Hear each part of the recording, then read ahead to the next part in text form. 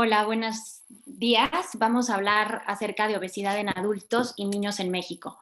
Yo soy Mayela Medina Zavala, soy nutrióloga con una maestría en nutrición clínica y un diplomado en nutrición infantil. Bueno, pues ¿de dónde viene la palabra obesidad? La palabra obeso viene del latín, del prefijo obesus, que significa corpulento, gordo o regordete. Esus es el pasado participio de dere, que significa comer, y nada más agregan ese prefijo o al esus para obtener la palabra obesidad. La obesidad se define de manera general como una enfermedad crónica, compleja y multifactorial que es desfavorable para la salud y se caracteriza por de grasa corporal. Se presenta cuando hay un desequilibrio entre la ingesta energética y el gasto calórico que involucra factores tanto genéticos como ambientales. Además, esta condición favorece el desarrollo de complicaciones metabólicas como hiperglicemia, hipertrigliceridemia, algunos niveles bajos de lipoproteínas y algunas otras cuestiones metabólicas como hipertensión. Pues bueno, vamos a ver un poquito cómo sería la epidemiología en nuestro país. La epidemia de obesidad que experimenta México ha sido ampliamente documentada en diferentes encuestas, en estudios, artículos a lo largo de varios años. Y en México contamos con una encuesta nacional de salud que se hace cada 4 años, más o menos, y a la mitad de este trayecto vuelven a hacer como un corte y normalmente se publican los resultados. En el año 2006 se había reportado que en adultos de 20 años o mayores la prevalencia de sobrepeso y obesidad era alrededor de 69% y ubicaba a México como uno de los países con mayor prevalencia en la región de América y a nivel global. A nivel nacional, en el 2018, el porcentaje de adultos mayores de 20 años con sobrepeso y obesidad aumentó a un 75%. Entonces, si vemos la prevalencia de obesidad en México ha ido incrementando bastante. En el 2006 fueron 69%, luego tenemos en el 2012 que fue alrededor del 71%, y ahora la última encuesta que tenemos hasta ahora publicada es en el 2018, que ya reportó un porcentaje de adultos de 75%. Y de ese 75%, el 36% es obesidad.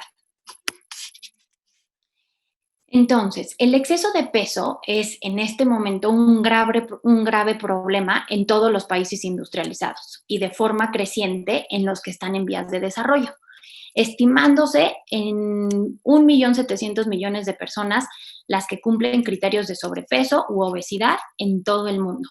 Y esto nos iguala a la cantidad de personas con desnutrición o bajo peso. Entonces, en realidad ya el mundo se está emparejando en cuestiones de sobrealimentación y de desnutrición.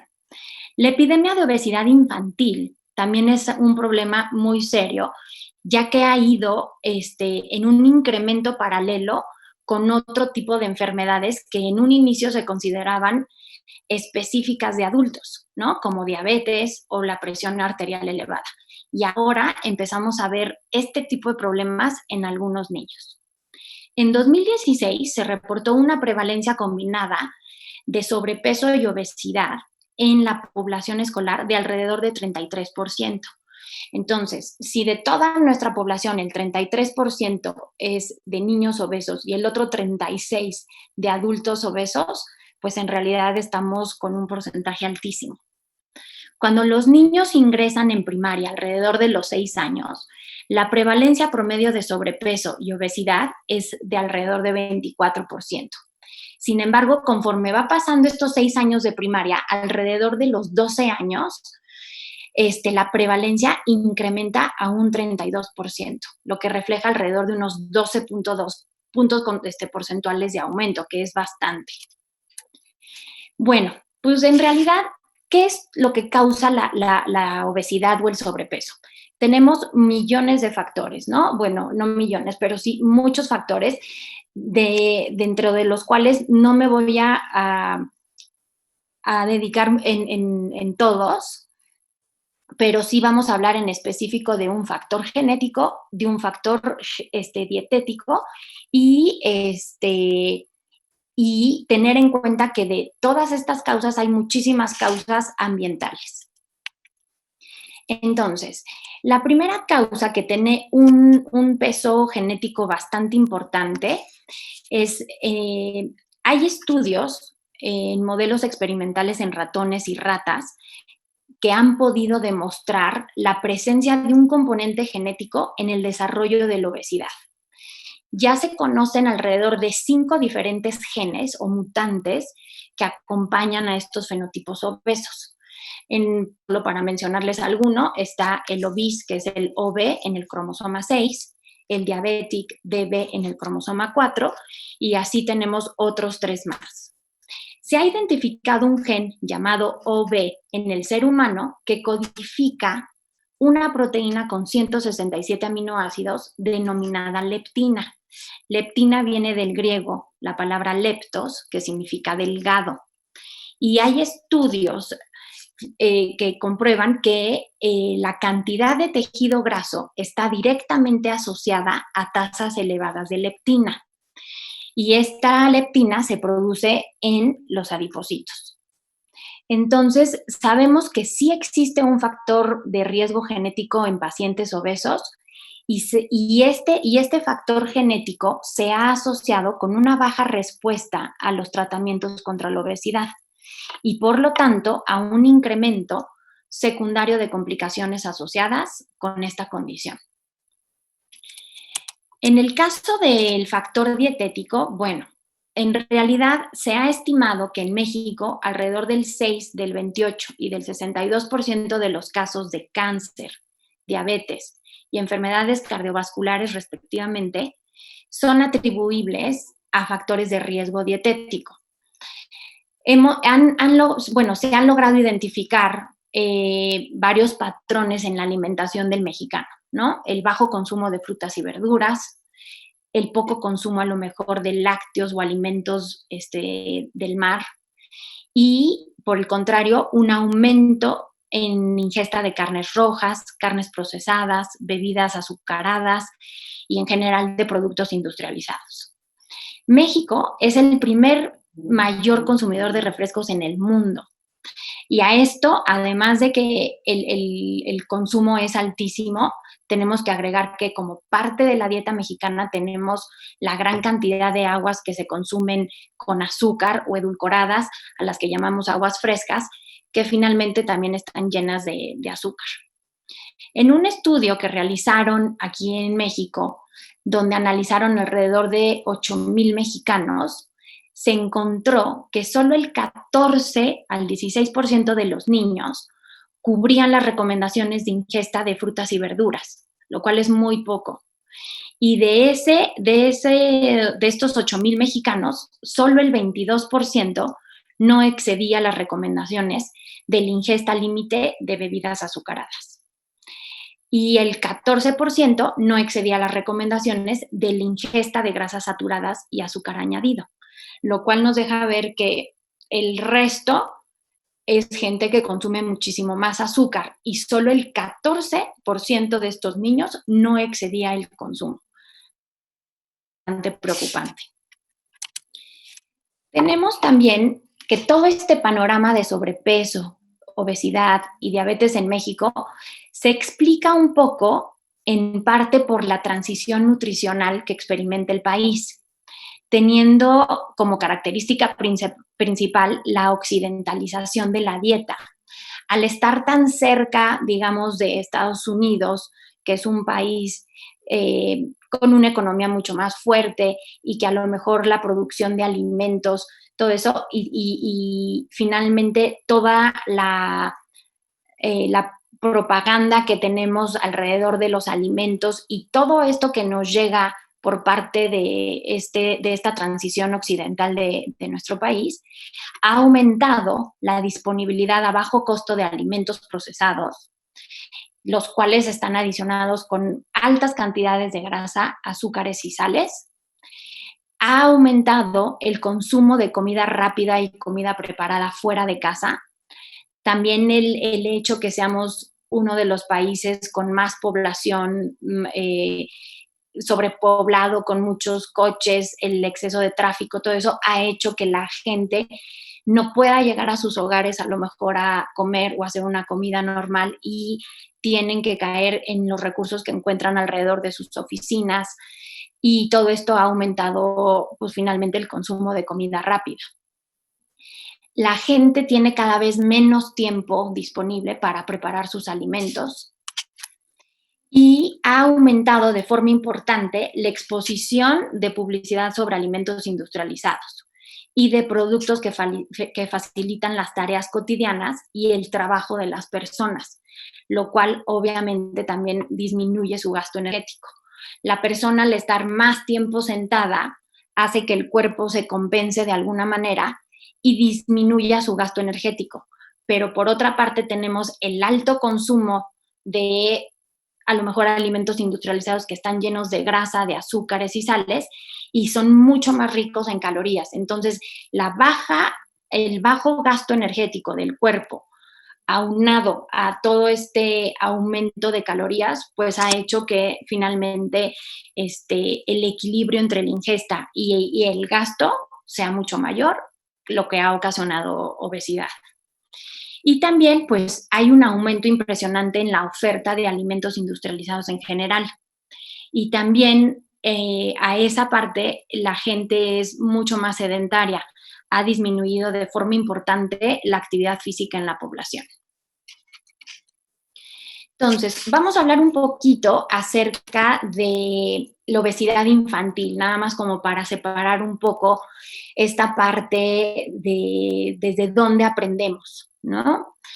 A pesar de que los factores ambientales, como hábitos de alimentación y el sedentarismo, pueden explicar de manera global el incremento en la prevalencia de obesidad, la variación individual del índice de masa corporal en relación a los factores hereditarios influye alrededor de un 40 y un 70% sobre la prevalencia de obesidad. Además, tenemos que si tenemos el factor genético, el riesgo de obesidad aumenta mucho más. Por ejemplo, si el niño tiene ambos padres obesos, el riesgo de obesidad en ese niño será del 69 hasta en un 80%. Si solamente uno de los padres es obeso, el riesgo disminuye alrededor de un 45%. Y si ninguno de los padres es obeso, el riesgo disminuye al 9%. Entonces, ¿qué nos habla de esto? Que existe un factor genético muy importante, pero a la vez está toda esta parte ambiental que puede predisponer al niño a tener mucho más incidencia a la obesidad. La obesidad en niños, como ya lo había mencionado, antes se veía básicamente en un aumento de peso, en algunos cuantos, pero ahorita la tendencia es que va a la alza y que aparte los niños ya desarrollan algunas enfermedades crónicas no transmisibles que eran exclusivas de adultos, ¿no? Como lo dijimos, como diabetes, intolerancia a la glucosa, empiezan a tener resistencia a la insulina, hipertensión, desajustes en el perfil de lípidos, etcétera. Y también el niño con sobrepeso u obeso sufre mucho más fácil de depresión y de discriminación, ¿no? Entonces, todo esto hay que tenerlo muy, muy en cuenta en el momento de tratar de educar familias, a nuestros mismos hijos, etcétera, de la importancia que es crear buenos hábitos de alimentación desde niños. Y bueno, el desequilibrio entre la ingesta calórica y el gasto energético, lo que mencionábamos, que si uno come más de lo que el cuerpo gasta, también se ve que afecta la microbiota intestinal, digamos, toda nuestra flora intestinal, generando una disbiosis. Y todo esto se ha visto que aumenta el factor de padecer obesidad o sobrepeso. Bueno, Los hábitos adoptados en edades muy tempranas persisten durante la edad adulta. Varios estudios han demostrado que niños y adolescentes con alto consumo de frutas y verduras tienen el doble de probabilidad de apegarse a recomendaciones saludables tras incrementar la ingesta de fibra y reducir los ácidos grasos saturados y la sal en la edad adulta. Adicionalmente, si el consumo de bebidas azucaradas ha sido establecido durante la niñez, su ingesta tiende a incrementar en la edad adulta. Entonces, como lo mencionaba, va a ser bien importante que desde chicos el niño tenga buenos hábitos de alimentación, porque si uno en casa ven que el consumo de refrescos o de bebidas azucaradas o productos industrializados es alto, ellos empiezan a adoptar el mismo hábito de alimentación y en la edad adulta tienen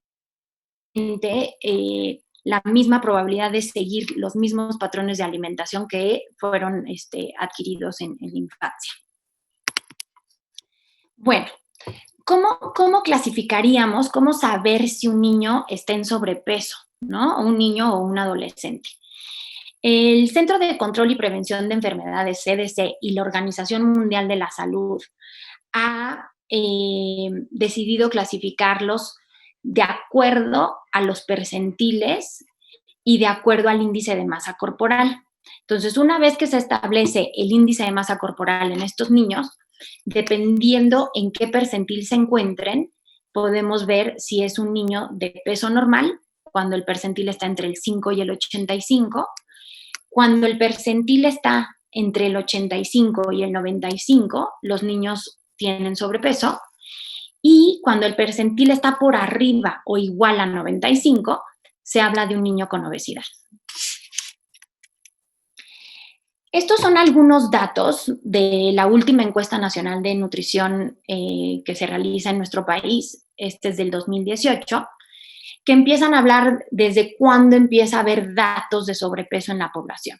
Tenemos estadísticas desde los 0 a los 4 años que empieza con un poco, pero si se fijan, en realidad se ha mantenido a lo largo desde el 2006 al 2018. Aún así, el porcentaje en estos niños, pues, no debería ni de existir, ¿no? En realidad, el riesgo que tengan sobrepeso, pues, es de alrededor de un 22%, que es alto. Y, bueno, esto sería en una situación de ciudad y esto en una situación de campo. Luego vamos a la población de niños de 5 a 11 años. Si se fijan igual, alrededor del 2006, una prevalencia combinada de sobrepeso y obesidad era alrededor de 34.8%, que más o menos podríamos decir que se mantuvo en los siguientes 6 años. Y para el 2018 aumentó un punto porcentual.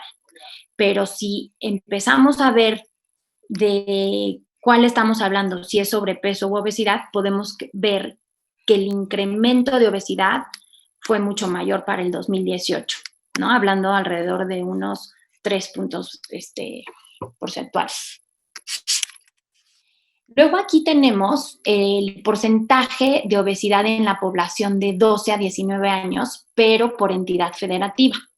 Solo por mencionar algunos, los 5 entidades con porcentajes más altos fueron Veracruz, Quintana Roo, Colima, Sonora y Tabasco. Esto, una vez más, es de una población de niños de 12 a 19 años. Y bueno, ¿cuál sería el tratamiento para un niño que presenta sobrepeso u obesidad? El objetivo sería, en realidad, lograr una pérdida ponderal, pero que el crecimiento del niño siga siendo normal, o sea, que no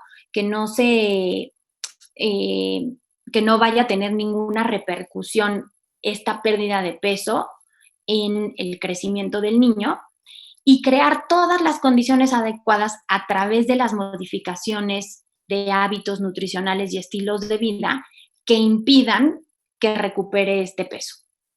El tratamiento tendrá que ser dirigido no solo hacia el niño, sino también y de una forma conjunta hacia el medio en el cual desarrolla su actividad, ¿no? Que sería la familia y finalmente el colegio.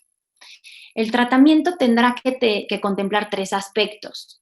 Uno es reeducación nutricional del niño y de su familia o de los parientes proveedores o con quien pasa mayor tiempo. Muchas veces los niños van a necesitar un poco de soporte psicológico y el último aspecto sería un incremento en la actividad física. En los niños finalmente no podemos hablar de un tratamiento tan rígido, finalmente son niños que están en crecimiento y no podemos comprometer el crecimiento para tener una pérdida de peso, ¿no? Entonces, la pérdida de peso más bien sería tratar de que el niño tenga una dieta mucho más cualitativa que si viene de una dieta alta en carbohidratos o alta en azúcares o más equilibrada y toda esta parte nos va a ayudar a que el crecimiento no se vea comprometido y finalmente logremos alcanzar un peso mucho más saludable. Y bueno, en comparación con los adultos, finalmente sabemos que en nuestro país la obesidad se considera una epidemia, ¿no? Debido a la alta prevalencia que existe. Y México sabemos que está posicionado como uno de los países con mayor prevalencia en la región de América y a nivel global.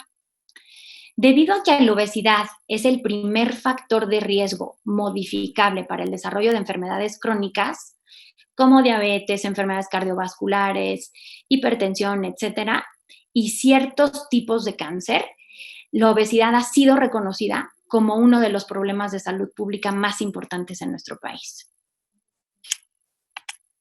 Entonces, siguiendo un poco con las estadísticas y la encuesta nacional de salud del 2018, podemos ver que el sobrepeso y la obesidad en población mayor de 20 años, pues es bastante alta. Aquí lo podemos ver, el color azul, que sería el porcentaje de personas que tienen sobrepeso, y el verde, los que tienen obesidad. Y está dividido por género, ¿no? Mujeres y hombres. En el 2012, si se dan cuenta, teníamos una combinación de sobrepeso y obesidad de alrededor del 73%. Y se ha visto que la prevalencia de obesidad es mayor en mujeres que en hombres.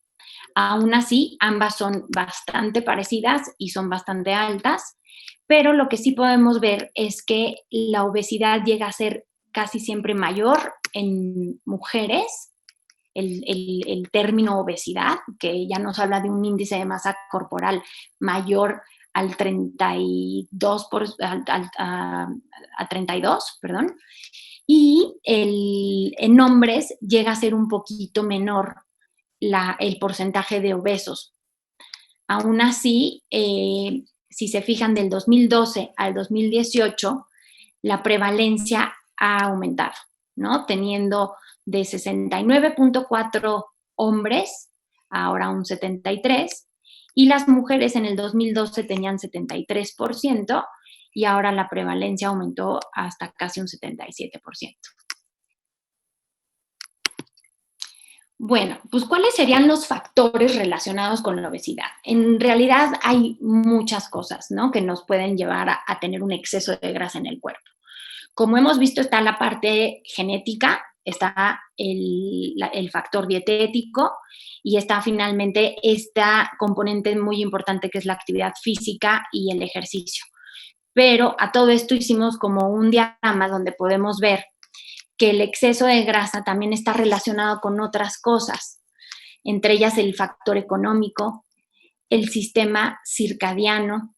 Hay gente que a lo mejor come muy poquito en la mañana y conforme va pasando el día va incrementando su consumo y eso también hace que haya un poquito más de desajuste a nivel de regulación, ya que por la mañana el cuerpo pues tiene mayor probabilidad de quemar mejor los alimentos, o a lo mejor hay personas que se saltan o omiten algunos alimentos y entonces dejan periodos de ayuno muy prolongado.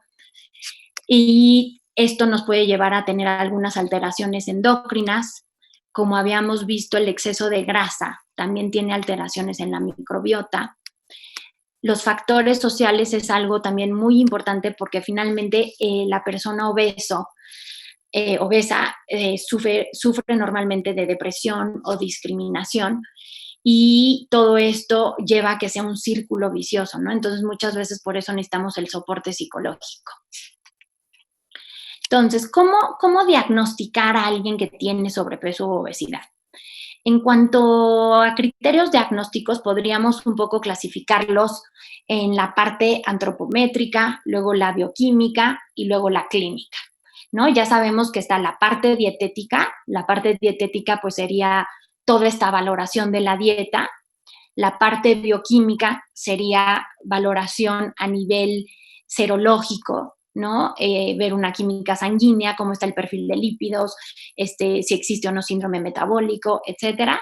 Y vamos a empezar con la parte de antropometría, que yo como nutrióloga es como la parte que más me gustaría transmitirles. Entonces, tenemos que nos pueden ayudar a determinar si una persona está en riesgo de sobrepeso u obesidad o ya se encuentra en estos valores. El índice de circunferencia cintura-cadera, que le vamos a llamar el ICC, proporciona un índice de la distribución regional de grasa. Entonces, nos puede, dependiendo de cómo esté distribuida la grasa en el cuerpo, aumenta o no los riesgos de tener una enfermedad cardiovascular, ¿no? La OMS, la Organización Mundial de la Salud, ha establecido unos niveles normales para el ICC, aproximadamente de 0.8 centímetros en mujeres y de 0.95 en hombres.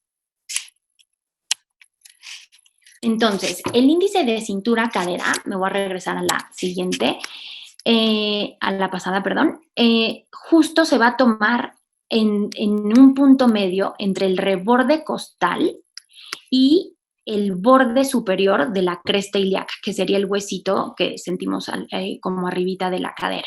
Entonces, en un punto intermedio, ahí se va a tomar la circunferencia abdominal. Si un hombre presenta por arriba del 95 centímetros, entonces podríamos decir que está en un riesgo de enfermedad cardiovascular. Y las mujeres por arriba de 80 centímetros ya se encontrarían en riesgo. Ahora, también existe tipos de distribución de grasa. Se habla de una obesidad ginecoide cuando el exceso de grasa se encuentra en la parte baja, de la cintura hacia abajo, que esto es más frecuente encontrarlo en mujeres. Entonces se habla que es una obesidad ginecoide o una distribución en forma de pera. Y está relacionado con la genética y se ha relacionado con algunas enfermedades como insuficiencia venosa, litiasis biliar y osteoartrosis. Y a diferencia, tenemos lo que es la obesidad androide, que se presenta más en hombres y le llamamos una distribución en forma de manzana, ya que se concentra todo del ombligo hacia los hombros, ¿no? Como en la parte de arriba del cuerpo, la distribución llega a ser un poquito más prominente. Y esto se ha visto más en hombres, está relacionado sobre todo con el estilo de vida y se ha visto que puede ocasionar diabetes tipo 2 y hipertensión. Ahora, ¿cómo establecemos el índice de masa corporal? Ya tenemos que está el índice de cintura-cadera, que ese sería un índice. Tenemos que medir el índice de masa corporal, que eso, la fórmula es básicamente el peso entre la estatura al cuadrado. Y finalmente esto nos va a permitir valorar los riesgos para la salud asociados con el sobrepeso y puede ser una guía útil para el tratamiento. Lo único malo del índice de masa corporal, o sería una de las limitaciones, es que no permite distinguir entre tejido graso y tejido magro. Finalmente nada más nos habla si el peso está bien para la estatura que uno tiene. ¿no? Pero no nos dice si ese peso está hecho de grasa o está hecho de músculo. Es finalmente el peso total si la distribución está bien. Pero a eso tendríamos que agregarle otro tipo de evaluaciones de la composición corporal. Existen actualmente ya varios métodos a través de bioimpedancia eléctrica que a través de la cantidad de agua que tenemos en el cuerpo pueden estimar cuál es el porcentaje de grasa corporal. En dado caso que no se tenga este tipo de básculas, que son ya más modernas, existe, como parte de la antropometría, la determinación de los pliegues cutáneos. Esto se tiene que hacer con un plicómetro, lo tendría que hacer una persona totalmente certificada, y los pliegues más utilizados o los que más nos van a ayudar a determinar si hay riesgo de obesidad o están en sobrepeso sería el pliegue cutáneo tricipital y el pliegue cutáneo subescapular. El pliegue cutáneo tricipital, como su nombre lo dice, es en el tríceps. Se tiene que tomar una porción de piel y con el plicómetro se mide. Si este pliegue es mayor a 15.4, estaríamos hablando de que está por encima del percentil 90, sería una persona con sobrepeso u obesidad. Y también el pliegue cutáneo subescapular. Este se toma justo abajo de la escápula, igual un pliegue. Repito, la técnica lo tiene que hacer una persona certificada porque tiene una manera de hacerse. Y sería una parte de cómo hacer también valorar el porcentaje de grasa. Y la otra, que es el menos utilizado, es un peso promedio para la talla y el sexo, ¿no? Entonces, cuando la talla supera el 20% o más, aumenta el riesgo de padecer algunas enfermedades crónicas y también aumenta la mortalidad, ¿no? Aquí tenemos una tabla de, dependiendo el porcentaje de peso en el que se encuentre, es el grado de obesidad. Bueno, entonces, ¿cuál sería el tratamiento para las personas que tienen sobrepeso u obesidad en el caso de los adultos? Igual hay varias formas de tratamiento, no me voy a meter en lo que es el tratamiento farmacológico, sino más bien voy a tratar de hablar de toda la parte no farmacológica y sí un poco del tratamiento quirúrgico. Bueno, como parte de un tratamiento no farmacológico, obviamente está la dietoterapia, ¿no? ¿Qué tenemos que hacer a nivel de nutrición para tratar de contrarrestar el sobrepeso u obesidad en los pacientes? Finalmente serían hacer modificaciones dietéticas, también modificaciones en actividad física y una intervención conductual o psicológica. Es importante hacer una historia alimentaria completa, una frecuencia de alimentos, tratar de indagar cuáles son los horarios del paciente, cuáles son las preferencias, cuál es su patrón alimentario, si come más de día, más de noche, si tiene tiempo o no de preparar sus alimentos, también qué tanto consume frutas y verduras, por ejemplo, o si incluye muchas raciones de grasa o de tortillas en específico en la comida, o incluso si hay un consumo diario o no de bebidas alcohólicas. Muchas personas mantienen prácticamente otra dieta de bebidas alcohólicas, que eso pues obviamente es puras calorías finalmente vacías a nuestro organismo, pero que se acumulan en forma de grasa. Entonces, una vez que analizamos el consumo habitual, podemos entonces ver qué tipo de tratamiento podemos hacerles a los pacientes. También tendríamos que indagar si omiten o no alimentos, si hay o no consumo excesivo de calorías o por el contrario no están cubriendo su requerimiento calórico, y precisar si ingieren grandes cantidades de grasa o hidratos de carbono, especialmente azúcares refinados, ¿no? Como sería el caso de jugos, refrescos, aguas azucaradas, etc. Entonces, dentro de las recomendaciones dietéticas, sabemos que existe el plato del buen comer, donde, si se fijan, tenemos como primer grupo el de verduras y frutas, y la norma nos dice que tenemos que comer muchas. Luego tenemos el grupo de cereales que nos dice que hay que incluir suficientes. Y la otra parte que son leguminosas y alimentos de origen animal, que finalmente es todo lo que nos da proteína a la dieta. Tenemos la proteína de origen vegetal, que serían frijoles, garbanzos, lentejas, semillas en general, y todo lo que viene de consumo animal, ¿no? Aquí se incluyen huevo, lácteos, quesos, pollo, carne, pescado, mariscos, etcétera. Entonces, en realidad un plato de cualquier persona lo deberíamos de ver así: una porción suficiente de verduras o frutas, una fuente de carbohidrato combinado con una fuente de proteína. Ahora, ¿qué pasa? La dieta del mexicano es muy alta en carbohidratos y muy baja en fibra. Entonces, al incrementar este grupo, el exceso de calorías y más aunado al sedentarismo que existe, pues se convierte en grasa, y esto ha hecho que el mexicano tenga pues un sobrepeso importante u obesidad. Entonces, la intervención dietética supone modificaciones cualitativas de la selección de alimentos. A lo mejor habrá un paciente que en vez de que me diga, bueno, yo como pan blanco, bueno, tratar que pan blanco o bolillo o lo que sea se convierta a lo mejor en una tortilla de maíz, ¿no? Que va a tener menos azúcar, más fibra, y finalmente nos va a ayudar un poquito a tener esta modificación en la selección de los alimentos. Y también a lo mejor tendríamos que alterar la frecuencia de comidas. Hay gente que se beneficia haciendo una dieta en quintos, es decir, 3 comidas con 2 colaciones, y habrá gente que se beneficia de tener solo 3 buenas comidas en el día. Todo esto va a depender de cada individuo, y la dieta se tendría que hacer a nivel individualizado. Entonces, ¿cuál sería el objetivo de una recomendación dietética?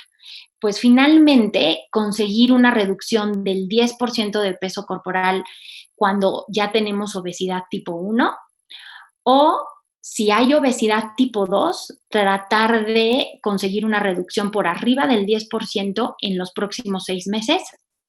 Y todo esto normalmente se hace con dietas hipocalóricas, realizadas en base a una restricción calórica de 500 o más calorías al día. Y con el fin de que más o menos se esté perdiendo entre 500 a 1 kilo de peso semanalmente, hablando de unos 3 a 4 kilos al mes, que sería una manera de mantener una pérdida constante y evitar el rebote. Entonces, ¿cómo sería una dieta adecuada, ¿no?, para este tipo de pacientes? En realidad se habla que del 45 hasta un 55% del valor energético total de la dieta debe provenir de carbohidratos. Ahora sabemos que este tipo de personas que presentan sobrepeso u obesidad se benefician de dietas bajas en cereales. Esto hace que su cuerpo de una manera se estrese y utilice sus propias reservas de grasa como fuente de energía. Entonces, podríamos jugar un poco con este porcentaje de 45 a 55%, tratando de inclinarnos un poco más hacia el 45% del gasto total de las calorías.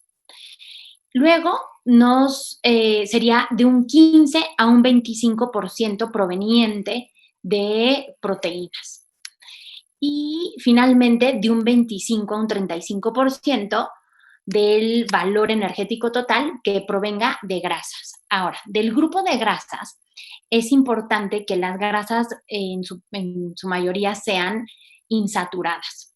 Solo el 10% de este valor total tendría que ser de origen saturado, que finalmente esa lo obtenemos de alimentos de origen animal, y todo lo demás tratar que sea insaturado. Por ejemplo, aguacate, aceites, semillas, etc.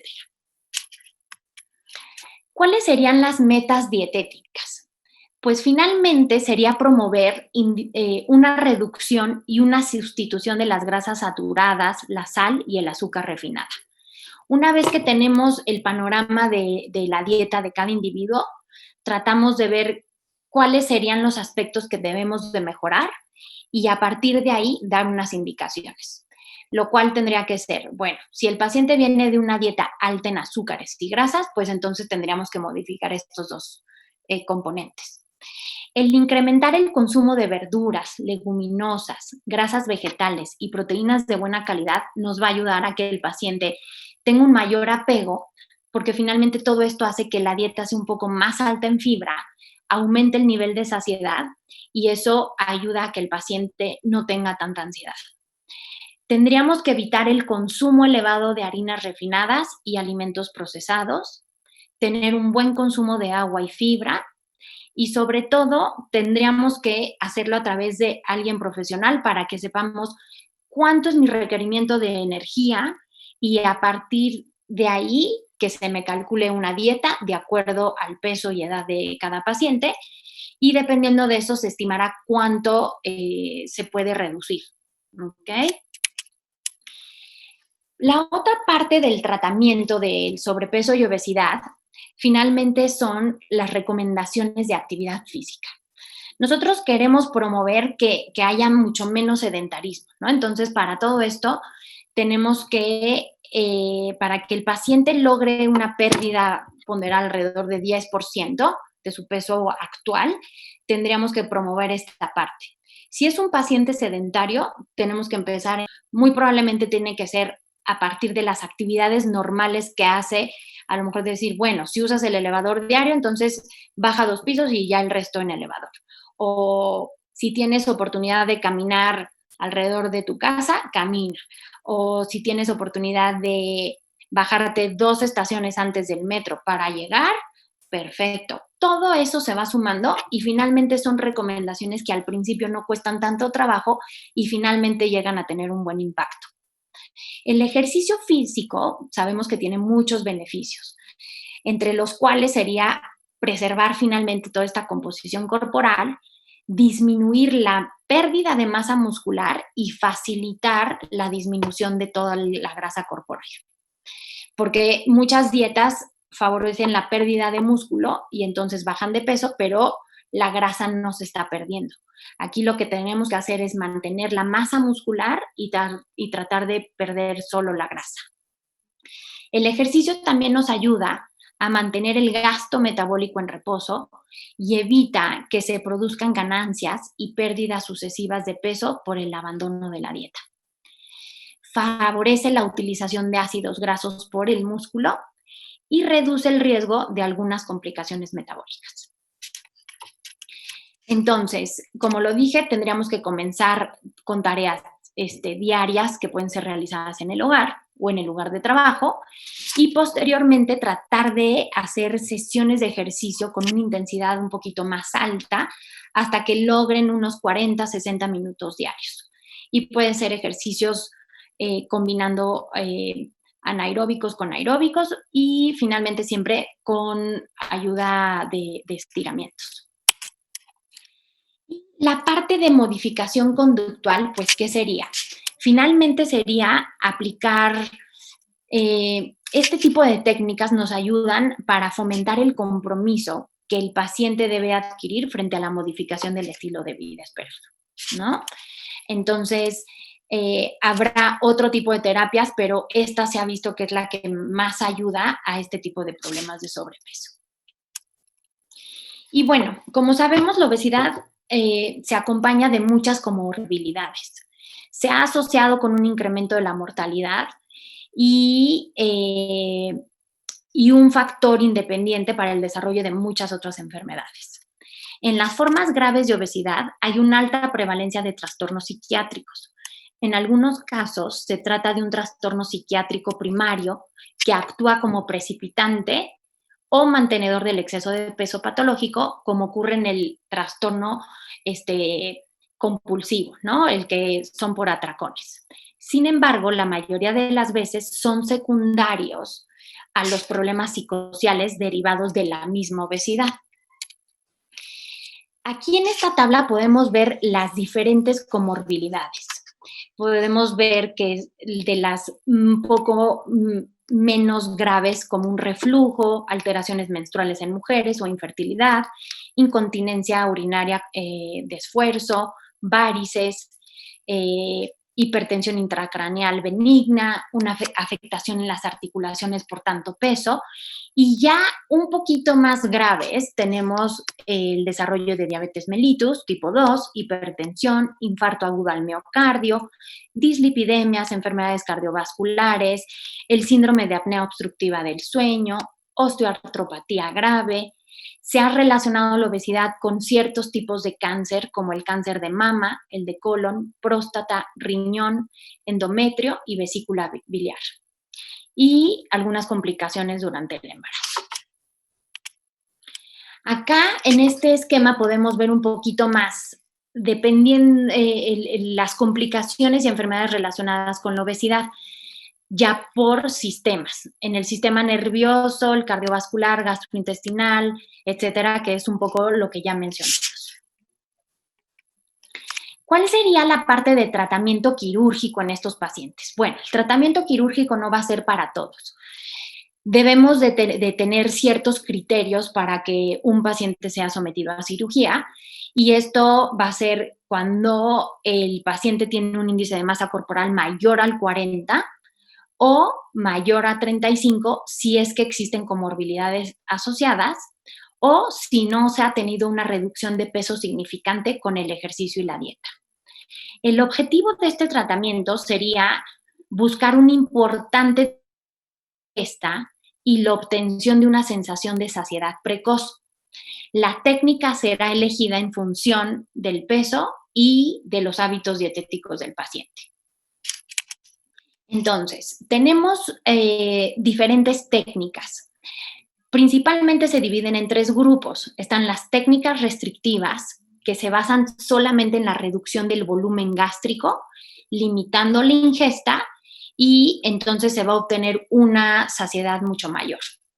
Suelen emplearse cuando el índice de masa corporal es menor a 45 y probablemente la que más se hace es la banda gástrica ajustable, que finalmente permite obtener un pequeño reservorio en la parte alta del estómago, y esto va a ayudar a que el paciente coma mucho menor. El tratamiento quirúrgico, como dijimos, son varias técnicas.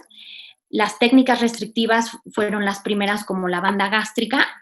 Ahora tenemos las técnicas malabsortivas, que se basan en la eliminación de parte del intestino delgado, limitando la digestión y absorción de ciertos nutrientes. Suelen emplearse en pacientes que tienen un índice de masa corporal mayor o igual a 45, y en estas técnicas podríamos diferenciar, hay 2, el bypass yeyuno-cólico y el yeyuno ileal. En este último se anastomosa parte del yeyuno proximal al ilion terminal. Y la técnica mixta, que es la técnica más utilizada recientemente, que es el bypass gástrico en Yederu, que es la técnica donde se obtiene un pequeño reservorio gástrico anastomosado al yeyuno mediante una Yederu conectado al intestino delgado. Entonces, si se fijan acá, está la bolsa gástrica, que es la porción chica del estómago que queda, y el yeyuno se va a conectar a esta parte chica, y el duodeno se desvía para finalmente luego estar los dos unidos en esta derivación gástrica. ¿Cuáles serían las indicaciones para la cirugía bariátrica? Bueno, como ya dijimos, son pacientes con una obesidad importante. Su índice de masa corporal es mayor o igual a 40, o podrían ser pacientes con un índice de masa corporal menor, pero que tuvieran comorbilidades mayores. La edad de los pacientes debe de ser entre 18 y 55 años. Obviamente esto es flexible según el caso clínico. Pacientes que hayan tenido una duración de la obesidad mórbida superior a 5 años, que hayan fracasado previamente a tratamientos médicos, que tengan ausencia de enfermedad psiquiátrica o trastornos de la conducta alimentaria activos y de abuso de drogas o alcohol. Deben de ser pacientes capaces de comprender, comprometerse y adherirse a los cambios que supone la cirugía bariátrica, y no debe de haber ninguna enfermedad endocrinológica que justifique la obesidad y de otra enfermedad que contraindique la cirugía. En fin, tenemos ya entonces un panorama completo, ¿no? Ya vimos cuáles son las causas de la obesidad, las diferencias en la obesidad infantil, en la obesidad de adultos, cuál sería el tratamiento para un paciente obeso, cómo se hace el diagnóstico para determinar si está en sobrepeso u obesidad. Y es evidente ahora que la obesidad infantil en México es un problema de salud pública complejo, en el que se involucran, entre otros factores, el genético, la alimentación, el ejercicio físico y los patrones de alimentación actual, que van siendo heredados de padres a hijos y que llegan a persistir en la edad adulta.